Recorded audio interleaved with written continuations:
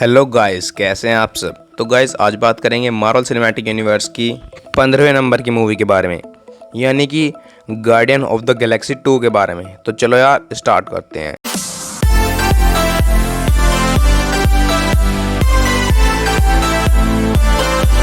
अब guys movie के starting में हमें द सोवरेन देश एक बहुत ही खास देश है जहाँ पर बहुत ही अच्छी टेक्नोलॉजी है और एकदम हाई टेक और मॉडर्न टेक्नोलॉजी है। और इसी के चलते वहाँ पर उस टेक्नोलॉजी को चलाने के लिए बहुत सारी बैटरीज भी थी, जिन्हें चुराने के लिए बार बार अलग अलग दुनिया से बहुत सारे लोग आते थे। और वहाँ की रानी का नाम आयशा था और वो गार्डियन ऑफ गैलेक्सी को उनकी बैटरी के बचाव के लिए वहाँ पर बुलाते हैं। अब दूसरी दुनिया से वहाँ पर एक प्राणी आ जाता है और गार्डियन ऑफ गैलेक्सी की टीम उसे रोकने में लग जाते हैं। अब उन सब के बीच फाइट होती है और जिसके बाद वो कुछ देर बाद उस प्राणी को हरा देते हैं। अब उसे हराने के बाद रॉकेट ये सोचता है कि ऐसा इन बैटरियों में क्या खास है, और फिर वो उन बैटरीज को वहाँ से चुरा लेता है। अब गार्डियन ऑफ गैलेक्सी उस प्लेनेट से निकल जाते हैं, पर वो बैटरी चुराने की वजह से आयशा यानी कि वहाँ की रानी को पता चल जाता है और वो जान जाती है कि उनमें से ही किसी ने बैटरी को चुराया है। और वो फिर अपनी सेना को उनके पीछे भेज देती है, जिसके बाद उनकी सेना उन पर हमला कर देती है। और अब ड्रैक्स बाहर जाता है और उन सबके ड्रोन्स को ख़त्म करने की कोशिश करता है और वो काफ़ी हद तक उन्हें ख़त्म कर देता है, पर अब भी वो और ज़्यादा मात्रा में आने लगते हैं। इसलिए वो सोचते हैं कि उन्हें अपनी स्पीड बढ़ानी चाहिए और वो वहाँ से भाग लेते हैं। और उन्होंने नेबुला को भी पकड़ रखा था। अब उन्हें वहाँ पर एक और शिप दिखाई देती है जो कि अजीब सी शिप होती है, जिसके ऊपर एक आदमी खड़ा होता है और वो वहाँ से जा रहा होता है, जो कि उनकी मदद करने के लिए वहाँ पर आता है। अब वो एक दूसरे डायमेंशन में चले जाते हैं और उनका शिप बहुत तेज़ जा रहा होता है, इसलिए वो नीचे पेड़ों से जाकर टकरा जाते हैं और उनका शिप पूरी तरह से तबाह हो जाता है। अब पीटर क्विल और उसकी सारी टीम ये सोचने में लगे होते हैं कि वो आदमी कौन था जिन्होंने उसकी मदद की थी। पर फिर थोड़ी देर बाद वो शिप दोबारा से वहीं उस जगह पर आता है जहाँ पर पीटर क्विल और उसके साथी होते हैं, और उसमें से एक आदमी निकलता है और उसके साथ एक लेडी भी निकलती है। फिर वो आदमी पीटर क्विल से कहता है कि मैं तुम्हारा पिता हूँ, जिसका नाम होता है ईगो। अब ईगो पीटर क्विल, गमोरा और ड्रैक्स को अपने साथ ले जाता है ताकि वो उन्हें यकीन दिला सके कि पीटर उसका बेटा है। और रॉकेट और ग्रूट वहीं पर रुक जाते हैं ताकि वो उस शिप को ठीक कर सके।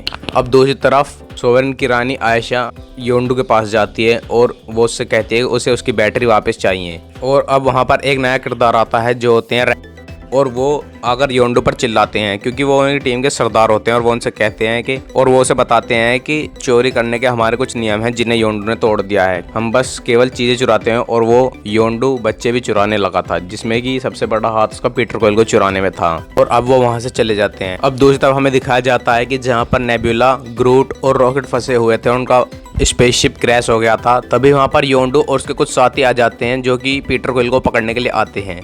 अब वहाँ पर आकर नेबुला उन सबको भड़काती है, जिसके बाद योंडू के साथी उससे गद्दारी करने के लिए तैयार हो जाते हैं। और वो सोचते हैं कि योंडू बहुत सालों से हमारा सरदार है, अब हमें एक नए सरदार की ज़रूरत है। क्योंकि नेबुला भी उन बैटरीज के पीछे थी, इसलिए वो उन सबको भड़काकर योंडू को उनके हाथों गिरफ्तार करवा देती है। और अब टीजर फेस नाम का एक आदमी योंडू की टीम का सरदार बन जाता है। अब योंडू और रॉकेट जेल में बंद होते हैं और वो वहाँ से भागने का प्लान सोचने लगते हैं। अब योंडू को अपने लिए एक हेलमेट चाहिए था, क्योंकि उसका एरो तभी कंट्रोल होता था जब उसका हेलमेट सही हो, और उसके हेलमेट को डिस्ट्रॉय कर उसे जेल में बंद कर रखा था। इसीलिए वो वहाँ पर ग्रूट की मदद लेते हैं और योंडू उससे अपना हेलमेट मंगवाता है। ग्रूट तो बच्चा होता है, उसमें इतनी समझ नहीं होती है और वो बार बार गलत चीज उठाकर ले आता है। अब वो सोच ही रहे होते हैं कि उन्हें वहाँ से कैसे निकलना है, तभी योंडू का एक खास और वफादार आदमी आ जाता है और वो योंडू के लिए उस हेलमेट को ला देता है। उसके बाद योंडू उस हेलमेट को लगा लेता है और उसका पावरफुल वेपन जो कि एक एरो होता है, यानी कि एक तीर होता है, और वो उसे अपनी विसल से कंट्रोल करता है। वो उसके पास आ जाता है और वो शिप पर रहकर उन सभी चोरों को मार देता है।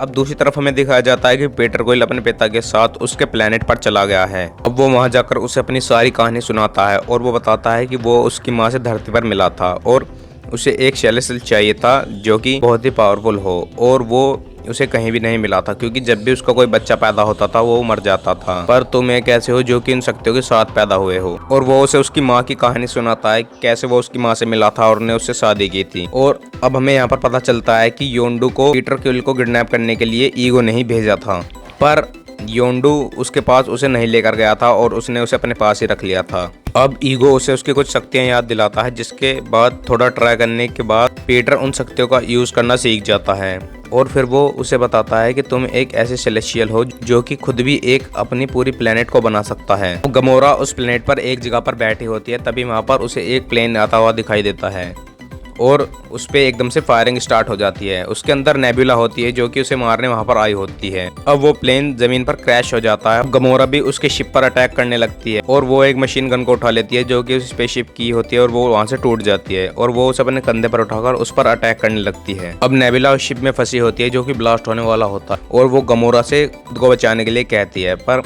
फिर गमोरा आती है और उसकी मदद करती है और नेबुला उससे कहती है कि जब तुमने थैनोस को धोखा दिया था तब से थैनोस उसका गुस्सा मुझ पर उतार रहा है और वो मुझे तोड़ तोड़ कर दोबारा से जोड़ कर बना रहा है। उसके बाद गमोरा उसके साथ मिल जाती है और नेबुला भी उसका साथ देने लगती है। अब ड्रैक्स वहाँ पर बैठा होता है और उसके पास मैंटिस बैठी होती है और वो ड्रैक्स को छूकर पता लगाती है कि ड्रैक्स के दिमाग में क्या चल रहा है। तो वो उसे छूकर पता लगाती है कि ड्रैक्स बहुत ही परेशान है और वो बहुत सी परेशानियों से गुजरा होता है, इसलिए वो उसे सुला देती है। गमोरा थोड़ी सी परेशान होती है क्योंकि वो मैंटिस पर शक कर रही होती है, क्योंकि वो जब मैंटिस को देखती है तो उसे ऐसा लगता है कि मैंटिस उससे कोई बात छुपा रही है, इसलिए वो मैंटिस के पास आती है और उससे सच पूछने की कोशिश करती है।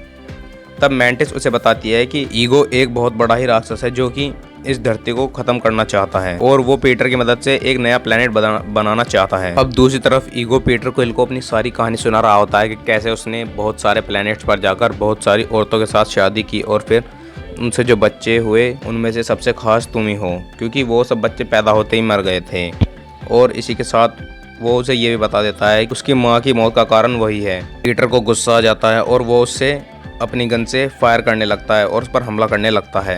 अब योंडू और रॉकेट भी उस प्लेनेट पर पहुंच जाते हैं जहां पर ईगो और पीटर होते हैं और वहां पर पहुंचने के बाद उन सबको पता लग जाता है कि ईगो ही उनका असली दुश्मन है। अब ईगो एक प्लेनेट में तब्दील हो जाता है और वो एक खतरनाक शक्तियों से उन पर हमला करने लगता है।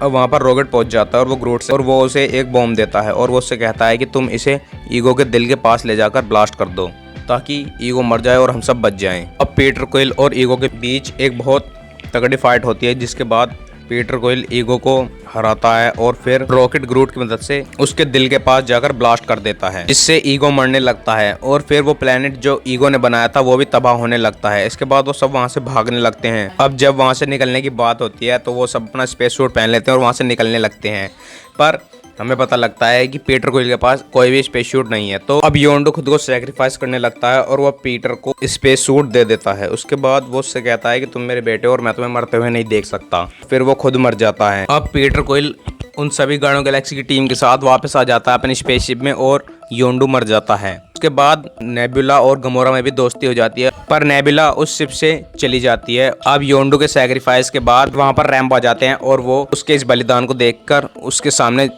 झुक जाते हैं, योंडू को सलामी देते हैं और फिर हमें दिखाया जाता है कि ग्रूट अब अपने टीनेज में आ गया है और वो टीनेज के बच्चों की तरह वीडियो गेम खेलने लगा है। और तभी वहाँ पर पीटर आता है और उसे डांटता है क्योंकि वो अपना कमरा भी गंदा रखने लगा था। और अब दूसरी तरफ हमें दिखाया जाता है कार्लिन, जिसके पास योंडू का वो एरो होता है और वो उसका हेलमेट लगाकर उस एरो को कंट्रोल करने की कोशिश करता है अपने विसल से और वो उस वेपन को यूज़ कर रहा होता है, पर वो वेपन गलती से ड्रैक्स के गले में घुस जाता है। अब दूसरी तरफ हमें दिखाई जाती है आयशा, जो कि सोवेरेन की रानी थी। वो बात कर रही होती है एडम से, जो कि क्रायोजेनिक स्लीप में सो रहा होता है और वो उससे कहती है कि गार्डियन गैलेक्सी से उसे बदला लेना है और अब एडम जाकर उससे उसका बदला लेगा। और फिर हमें इस मूवी का पोस्ट क्रेडिट सीन दिखाया जाता है कि जिसमें स्टैनली दिखाए जाते हैं जो कि दूसरे एलियंस को अपनी कहानी बता रहे होते हैं। और ये मूवी यहाँ पर ख़त्म हो जाती है। तो गाइस, अगर आपको हमारी वीडियो अच्छी लगी हो तो चैनल को सब्सक्राइब कर लें, वीडियो को लाइक करें और मार्वल सीरीज़ की पुरानी वीडियो देखने के लिए अभी हमारे चैनल के अंदर जाएं और वो सारी वीडियो देख लें।